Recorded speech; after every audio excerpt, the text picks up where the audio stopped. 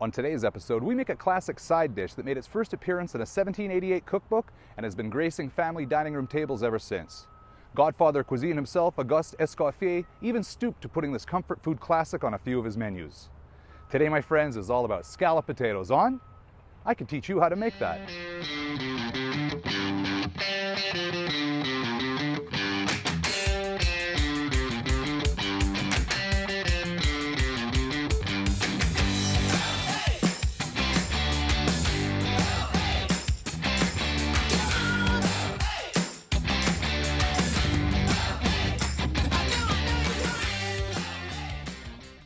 Okay, if you've seen the show before, you know how this all goes down. If not, here it is. You and I are going to break down classic dishes together in such minute detail, delicious is the only possible outcome. I want you to get to the end of this video and say to yourself, I don't see why I couldn't make those potatoes. It really didn't seem that difficult. I'm even going to walk you through the aisles of Costco and show you the exact ingredients to grab and explain why I chose to use those specific products. If you cook for a living or have a rich history in the dark culinary arts, this might not be the video for you. I go into such detail it will make you never stop rolling your eyes. All right, now that we're getting to know each other, let's go grab a cart and our food for today's dish.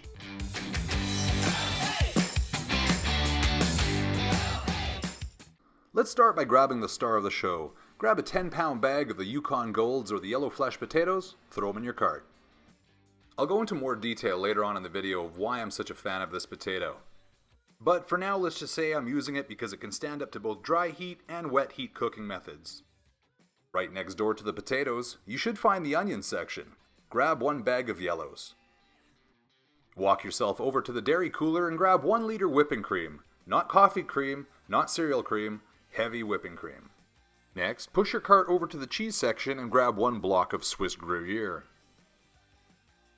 If you already have a pepper mill at home full of black peppercorns, skip the next step, but I feel obligated to tell you what I've been using for a while.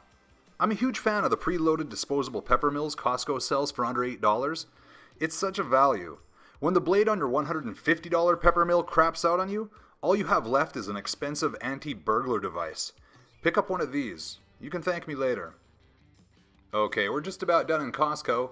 Let's hop in the car, get to Safeway, and pick up a few of our smaller ingredients. If you've watched any of my other videos, you know what a fan I am of kosher salt. If you have some in your cupboard already, good for you. If not, grab a box. Hike over to the onion section and grab yourself a bulb of garlic. Here's a bit of a confession. One of my favorite things about scalloped potatoes? Impossible to overcook. I'm not even kidding you. Whatever time I give you, double it. Still gonna be amazing. And can we all agree that scalloped potatoes are the heavyweight champ of comfort food side dishes? Good winter food too, stay hot forever. Like I always say, take them out of the oven on a Tuesday, still burn your mouth on a Thursday. And just for the record, the culinary community runs pretty fast and loose with the term scalloped potato. So if you have a friend that goes, hey, a traditional scalloped potato recipe doesn't have cheese, find new friends. I put tons of cheese on mine. So should you. Alright gang, we're just about ready to get in the kitchen. Here's an exact list of the tools you're going to need to get going. You'll need a ceramic baking dish, a cutting board, a chef's knife, a cheese grater, a potato peeler, and a stainless steel pot. Also make note, you're going to need some tin foil and some plastic wrap. Okay, now for a list of your ingredients. 3 pounds potatoes, 1 whole onion, 2.5 cups heavy cream, 4 cloves garlic, 1 block Swiss cheese, kosher salt, and cracked black pepper. I'm going to offer you a bit of a pro tip. Have all your ingredients in front of you measured. That includes all your pots, pans, peelers, potatoes, garlic. You'll thank me later. Cooking is a lot about time management. When you hear chefs using the phrase mise en place, this is exactly what we're talking about. Okay, lucky us, we're going to do some good old-fashioned apprenticeship work. We're going to peel 3 1/3 pounds potatoes. The reason I offer that weight measure is I just want you to eyeball 1/3 bag of the potatoes. There are a few cooking skills you will need to move forward. If you've never peeled a potato, peeled an onion, or crushed garlic, I offer links to my tutorial section to my website below. As mentioned earlier, this is why I'm a fan of the Yukon Gold potato. Potatoes are normally classified into 2 categories, waxy or starchy. These yellow-fleshed beauties fall into the waxy category, whereas russets that are used for French fries go into the starchy category. Unlike some other potatoes, Yukon Golds can stand up to both dry heat and wet heat cooking methods, as I mentioned earlier. Its waxy, moist flesh and sweet flavor make it ideal for boiling, baking, and frying, but these potatoes are also withstand grilling, pan frying, and roasting. The true reason I'm such a fan is I make my scalloped potatoes in 2 parts, as you're about to see, and these potatoes work very well with that. I have no doubt you would have figured out the next step by yourself, but grab your yellow onion and peel it. Take your onion and slice it into 1/8 inch slices with your chef's knife. I need you to do me a personal favor at this stage.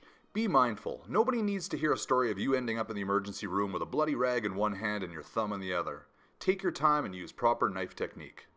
Take your whole bulb of garlic, put it on the cutting board and lay a paper towel over top. Give it a good whack with your hand like you're busting apart one of those chocolate Christmas oranges. From here, remove the papery peel and keep the stinky flesh. Walk over to your oven, set it to 250 degrees on bake. Not broil, not favorites, bake.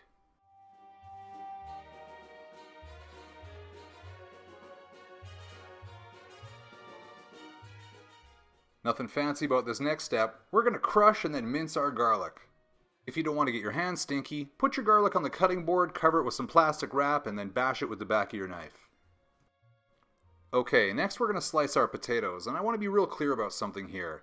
Cutting raw potatoes is a bit of a weird one. The starch sticks to your knife and grips it a bit, so I need you to be very careful and wipe your knife in between each little section of potato. Always start by cutting a lengthwise cut down the center of the potato. This creates a flat surface for you to cut against from there. The desired thickness we're looking for is about 1/4 inch. If you don't hit that exactly, don't let it ruin your day. It's not a career ender. Put your sliced potatoes and sliced onion in a mixing bowl, and we're going to have a talk about seasoning. When I hire a young cook, I usually get he or she to make the staff meal on their first day. I want to get an understanding of what they think the appropriate levels of salt and pepper are. I want you to find your own understanding what salt and pepper is to you and how far it goes. I also say seasoning can be like getting a haircut and should be treated the same. What I mean by this is you're trying to get as close to the line as possible without crossing it. Once you've added too much salt or taken too much off the top, it's a mess. Teach yourself to season incrementally by adding less and less seasoning as you get closer to the desired flavor effect. I'm seasoning to 90% completion on this stage, as I also have to take in consideration the salt from the cheese when I add it during the final step. So when it comes down to it, there's only really one way to test if you've adjusted your seasoning correctly. That's taste it. Yeah, put a raw potato in your mouth. It's not going to kill you, and you'll probably end up looking like a pro. Head to the stove, turn your element to medium. In your stainless steel pot, put a couple tablespoons of olive oil or butter. Toss in the minced garlic and let it brown in the medium heat. I find this to be an important step. I'm not a fan of raw garlic with cream of any kind. Gives you weird burps too. Once your garlic hits the nutty brown stage, give it a shot with white wine or a little bit of water to deglaze your pan. Once your liquid is reduced, add your cream and bring it up to a simmer. At this stage, you're safe to turn off your stove. Take your seasoned sliced potato and onion and transfer it into your earthenware ceramic baking dish. Next, let's pour our hot cream and garlic mixture over our potatoes. Let's be mindful, we can still scald ourselves with the cream, so please be careful.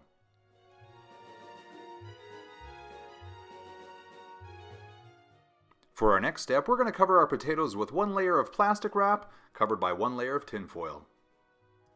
While I'd like to take full credit for inventing this technique, I actually learned it from Chef Raul Bermudez in 2003 from the Five Palms Grill in Maui, Hawaii.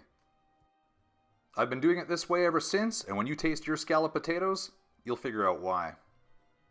Take a few extra seconds and be diligent and make sure you've made a complete seal over your dish. From here, transfer into your 250-degree oven, set your timer for 2 whole hours.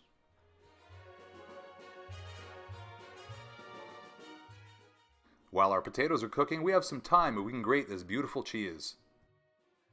I didn't include an actual amount of cheese in this recipe. That's on you. I'm not going to tell you how much I put on, but let's just say it wasn't my proudest moment. Let your conscience be your guide. Okay, our 2 hours is up. Let's remove our potatoes and start our second stage. Carefully remove the covers, but be mindful, you don't want to be burned by the steam that's being released from the hot potatoes. We're now going to increase the temperature of our oven to 375 degrees Fahrenheit on bake. And now for your final step, cover your potatoes in the amount of desired cheese and return to the oven for 1 hour. And there you have it, a bubbling hot dish of cheese-covered scalloped potatoes. Let's go over the 5 key points to successful scalloped potato making. Number 1, pick the right potato. Yukon Golds are golden indeed. Number 2, precise seasoning. Take your time and adjust accordingly. Number 3, use heavy cream. Some recipes call for milk and flour. Spend the extra couple bucks, it's so worth it. Number 4, Swiss Gruyere cheese. After you take your first bite into this potato casserole, you'll understand why the Swiss are known for their cheese making. And finally, number 5, patience. This dish has a huge cooking time, but is so worth it. It can be broken down into 2 parts over 2 days if that makes it more manageable. I dare you to find a leftover that reheats better. The next morning I use them as a base on my steak and eggs. So, how did it go? I'm curious. If it didn't work out this time, restart the video, wash your dishes, and fire it up again. Not a big deal. If you found this video useful, do all the regular good internet stuff. Like, subscribe, share. If there's any dishes you want to see me break down in the future, be sure to add them in the comment section below. Thanks again for watching. I'm David Husserow on I Can Teach You How to Make That. Bye for now.